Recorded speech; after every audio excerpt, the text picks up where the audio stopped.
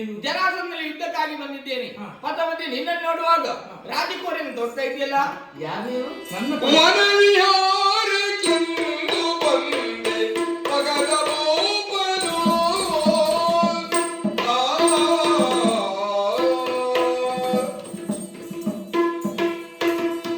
ಒನವಿಹಾರೆ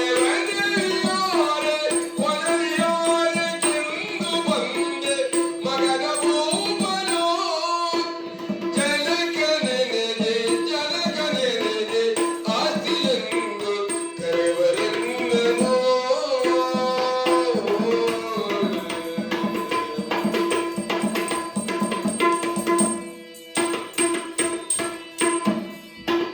ಜನಕ ಆಸ್ತಿಯೆಂದು ಕರೆವರೆಂದನು.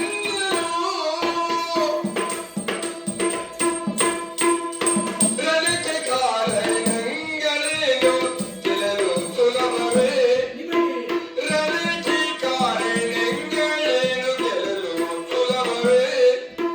ದಣಿಯಬೇಡ ತೆರಳು ಪುರಕ್ಕೆ ದಾರಿ ಹೇಳುವೆ.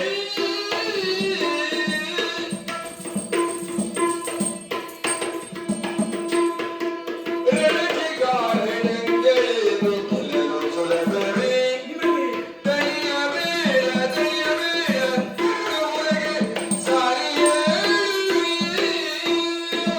ಮದುವೆಗೆ ಬಡೆಯ ಕಂಸನಿಂದ ತಾವೇ ನಾನೇ ಆಜ್ಞೆಯರು. ಈ ವನದ ತಲಮಧ್ಯದಲ್ಲಿ ನಮ್ಮನ್ನು ಅಡ್ಡಯಿಸಿ ರಾಜಕುಮಾರಿಯಂತೆ ಕಾಣ್ತಾ ಇದ್ದೀನಿ. ನೀನೇ ಯಾರನ್ನು ಪ್ರಶ್ನೆ ಕೇಳ್ತಾ ಇದ್ದೀನಿ. ಯಾರು ನೀನು? ನಾವೇನು ಸಾಮಾನ್ಯದವರಿಂದ ಅಸಾಮಾನ್ಯವೇನು?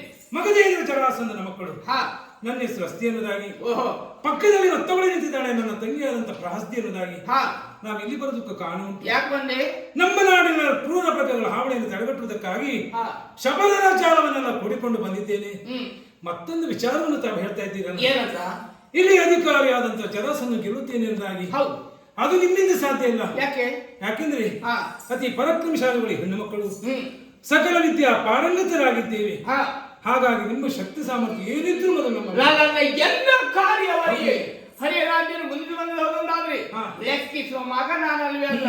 ಹೆಣ್ಣಾದ ನಿನ್ನಲ್ಲಿ ಯುದ್ಧ ಅಂತ ಅಲ್ವೇ? ಮತ್ತೆ? ಮೂಗನ್ನು ಹಿಡಿದ್ರೆ ಮೂಕ ಹೇಗೆ ಬರ್ತದೆ? ಹಾ. ನಿನ್ನನ್ನು ಹಿಡಿದ್ರೆ ಒಂದಾದ್ರೆ ನಿನ್ನ ಅಪ್ಪ ಕೈಲಿ ಬರಲೇಬೇಕು.